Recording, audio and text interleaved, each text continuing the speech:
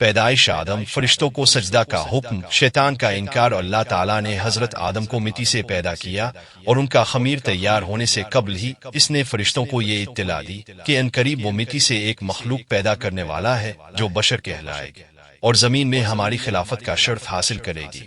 آدمی کا خمیر مٹی سے گوندھا گیا اور ایسی مٹی سے گوندھا گیا جو نت نئی تبدیلی قبول کر لینے والی تھی۔ جب یہ مئی پختہ تھکری کی طرح آواز دینے اور انکنانی لگی تو اللہ تعالیٰ نے اس جسد خاکی میں روپھون کی اور وہ یک بیک گوشت پوست بڑی پٹھے کا زندہ انسان بن گیا اور ارادہ، شعور، حسن عقل اور وجدانی جذبات و کیفیات کا حامل نظر آنے لگا۔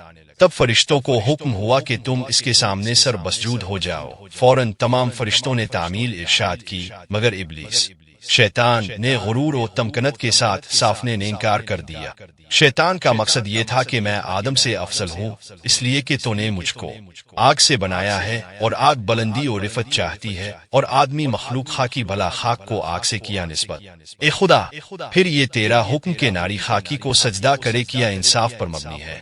میں ہر حالت میں آدم سے بہتر ہوں، لہٰذا وہ مجھے سجدہ کرے، نہ کہ میں اس کے سامنے سربا سجود ہوں۔ مگر بدبخت شیطان اپنے غرور و تکبر میں یہ بھول گیا کہ جب تو اور آدم دونوں خدا کی مخلوق ہو تو مخلوق کی حقیقت خالق سے بہتر خود وہ مخلوق بھی نہیں جان سکتی۔ وہ اپنی تمکنت اور گھمنڈ میں یہ سمجھنے سے قاصر رہا کہ مرتبہ کی بلندی و پستی اس مادہ کی بنا پر نہیں ہے جس سے کسی مخلوق کا خمیر تیار کیا گیا ہے، بلکہ اس کی ان صفات پر ہے جو خالق کائنات نے اس کے اندر ودیت کی ہیں۔ بہرحال شیطان کا جواب چونکہ غرور و تکبر کی جہالت پر مبنی تھا، اس لیے اللہ تعالیٰ نے اس پر واضح کر دیا کہ جہالت سے پیدا شدہ کبر و نخوت نے تجھ کو اس قدر اندھا کر دیا ہے کہ تو اپنے خالق کے حقوق اور احترام خالقیت سے بھی منکر ہو گیا۔ اس لیے مجھ کو ظالم قرار دیا اور یہ نہ سمجھا کہ تیری جہالت نے تجھ کو حقیقت کو سمجھنے سے درماندہ و عاجز بنا دیا ہے۔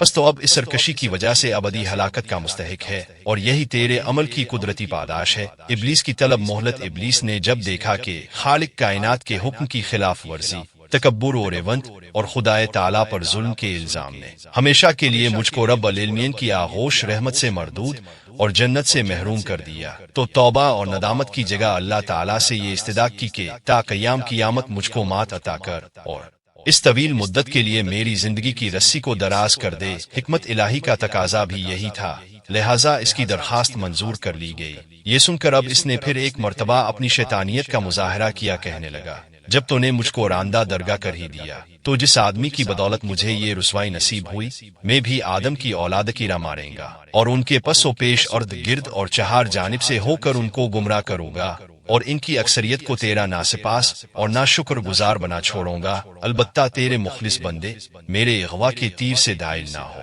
سکیں گے اور ہر طرح محفوظ رہیں گے۔ اللہ تعالیٰ نے فرمایا، ہم کو اس کی کیا پرواہ، ہماری فطرت کا قانون مکافات عمل و پاداش عمل اٹل قانون ہے، پس جو جیسا کرے گا ویسا بھرے گا، اور جو بنی آدم مجھ سے روگردانی کر کے تیری پیروی کرے گا وہ تیرے ہی ساتھ عذاب الہی جہنم کا سزاوار ہوگا۔ جا اپنی ذلت اور رسوائی اور شومئی قسمت کے ساتھ یہاں سے دور ہو اور اپنی اور اپنے پیروی کی ابدی پر لعنت جہنم کا منتظر ہو۔ حضرت آدم قیام جنت اور حوا کی زوجیت۔ حضرت آدم ایک عرصہ تک تن زندگی بسر کرتے رہے، مگر اپنی زندگی اور راحت و سکون میں ایک وحشت اور خلا محسوس کرتے تھے، اور ان کی طبیعت اور فطرت کسی مونس و ہمدم کی جو نظر آتی تھی۔ چنانچہ اللہ تعالیٰ نے حضرت حوا کو پیدا کیا اور حضرت آدم اپنا ہمدم و رفیق پا کر بے حد مسرور ہوئے اور اطمینان قلب محسوس کیا۔ حضرت آدم و حوا کو اجازت تھی کہ وہ جنت میں رہیں، صحیح، اور اس کی ہر چیز سے فائدہ اٹھا۔